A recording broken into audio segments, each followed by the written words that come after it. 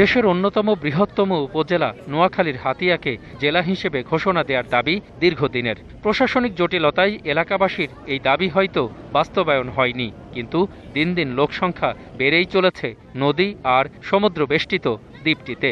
রয়েছে ২২টি বড় বড় পাইকারি বাজার, অনেকগুলো শিক্ষা প্রতিষ্ঠান সহ আরও গুরুত্বপূর্ণ স্থাপনা।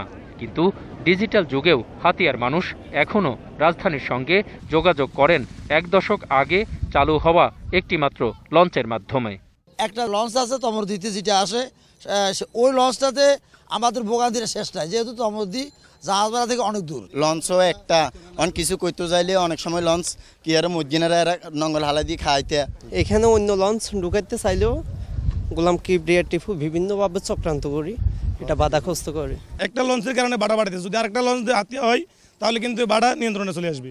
এক মালিকের আধিপত্য আর দৌরাত্বের কাছে জিম্মি ব্যবসায়ী আর যাত্রীরা। আমাদের একটা বিএপি কেবিনের ভাড়া হচ্ছে ৫,০০০ টাকা, যেটা আমার এক মাসের ইনকাম।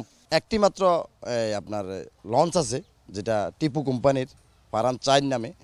এটাতে মানুষ যাত্রী সেবা যথারীতি পাচ্ছে না। অন্য একটা কোম্পানির নাম শুনেছি, অন্য একটা কোম্পানি আসতে চেয়েছিল এখানে।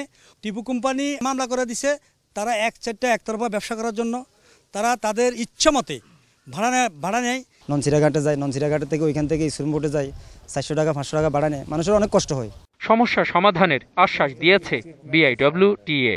অন্য কোনো লোক জাহাজ চালাতে চায় এরকম আমরা সব পাইনি। এই ধরনের যদি কিছু হয়ে থাকে তা আমাদের অবশ্যই দেখতে হবে এটা। আমাদের কাছে আমার জানা মতে এরকম কেউ যে এখানে চালাতে চায় এরকম আমার জানা মতে আসেনি সম্ভবত আর কি, যে ওই রুটে জাহাজ চালাতে চায়।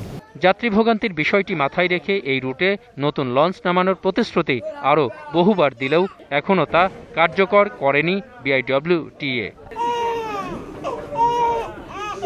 একটিমাত্র লঞ্চ হওয়ার কারণে তারা ঢাকার বাজারে সহজে নিতে পারেন না শাকসবজি, মাছ কিংবা কৃষিপণ্য।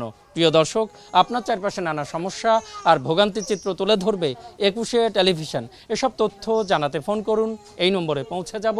আমি অখিল পোদ্দার, আর ২১শে টেলিভিশনের ক্যামেরা আপনাদের দুর্ভোগ দুর্দশায় সবসময় পাশে আছে। ২১শে টেলিভিশন।